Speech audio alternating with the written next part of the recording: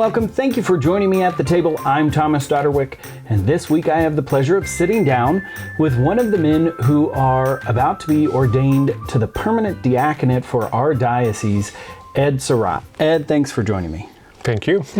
Ed, we're just taking some time here these last couple of weeks to learn about the men who are about to be ordained, and so not everybody in our vast diocese knows who you are, so just give us a little bit of background.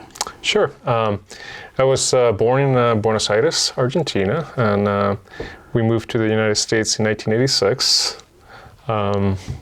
Went to school, college. I got my engineering degree at Ohio State, and then eventually, once I got my degree, I got a job for our automotive company in Ohio, and then that company took me to Michigan, and then after that, I ended up in Farmington Hills, Michigan, which eventually we retire, and then we worked from Red Lodge for a while too. What made you want to come out and live in Montana? I always said it was God. I was doing 100-mile mountain bike races, and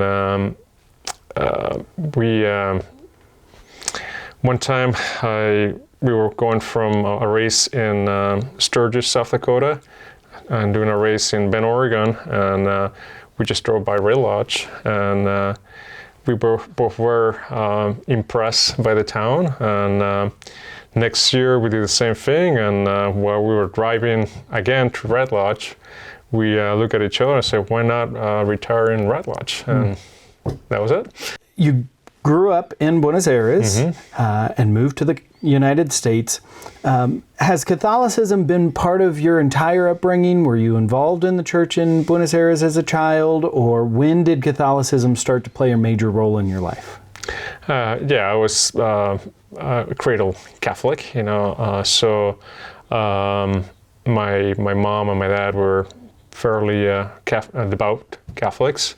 So, I mean, since an early age, we were being raised on the faith. I mean, I still remember when my mom, taught me to say the Our Father.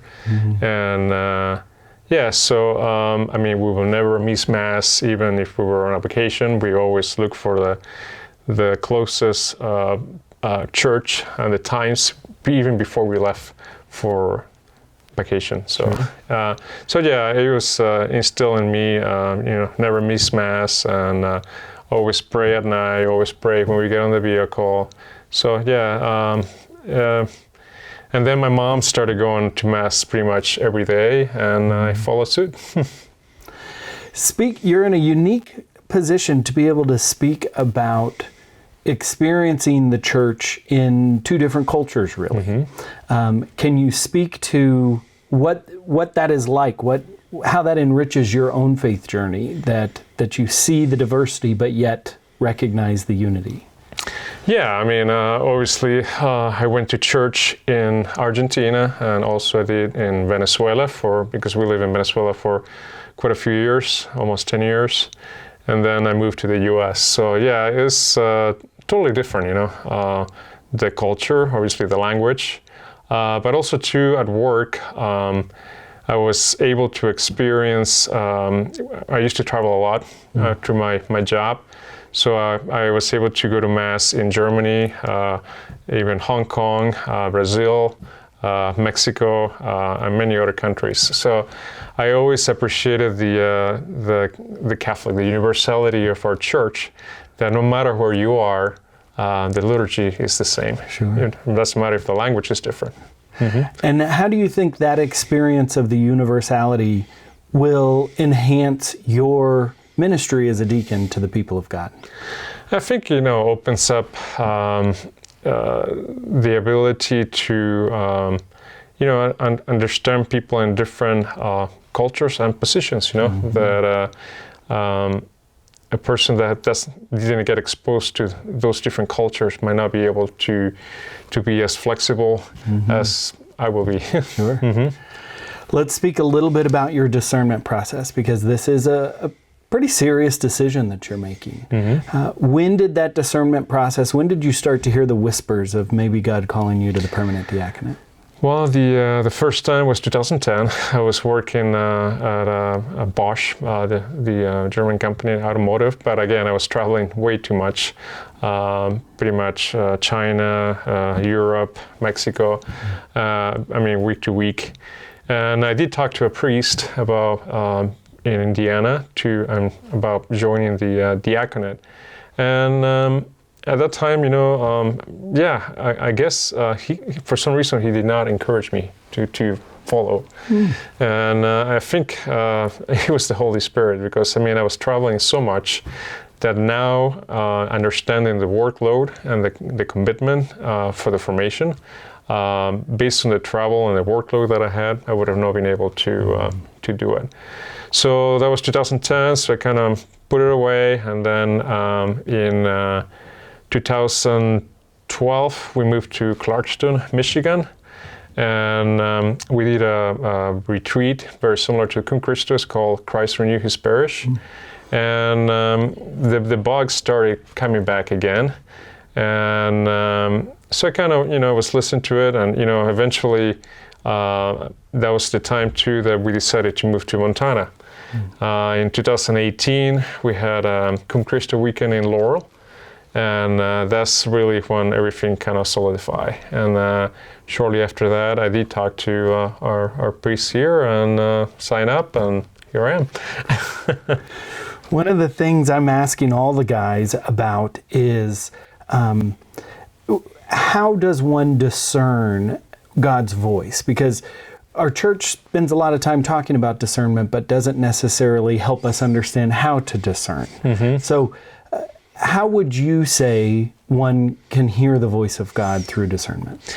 Yeah, definitely. I did not get a text or a cell phone call. I believe that it's like a whisper. And like you said, you basically got to look for signs. When the thought comes to your mind and you think about it, and it feels good about it, and you're going to try to pursue it. But then, I had a multitude of little signs that told me that I was on the right path. God willing, you'll be ordained in just a few weeks. What is it you're most looking forward to after ordination? Serving. That's what we're called to do, and especially one of my discoveries lately has been evangelization. I always been interested to bringing Christ to other people. Doesn't matter where. I always look for the opportunity to talk about it, and the Holy Spirit always brings those little openings, and I enjoy doing that, and I have great conversation with people that I don't really know. Sure. And being in Red Lodge, you have plenty of opportunity to talk to a lot of people. Once you're ordained, you're ordained a Catholic deacon, but of course you are a deacon for all people, aren't you? And so speak a little bit maybe to that your diaconate isn't just a Sunday thing that you do at Mass, right? Right now we're already heavily involved with a lot of volunteer work in Red Lodge. So my vision is probably this is going to continue and increase. I don't know, also too, I am very gifted with sports, so I wonder if God is calling me to maybe combine the evangelization with sports as an avenue to bring people to the church. Sure. If there's a man watching right now who is feeling that nudge, but didn't join this cohort that we just started, but of course this is going to be an ongoing thing where they might have another opportunity. If they're hesitant and just saying, you know what, I just don't know, what would you say to that man? I would say, just pray about it.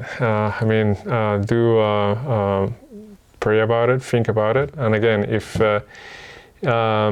that's the best test that my spiritual director always told me. She called it peanut butter and jelly. First of all, pray about it. Is it beautiful, and is it joyful? Persistent, beautiful, and joyful. Sure. If those three things are meeting, then you're on the right track. Ed, thank you for taking time today to sit down and introduce yourself a little bit to the people of God of Eastern Montana. Yeah, thank you.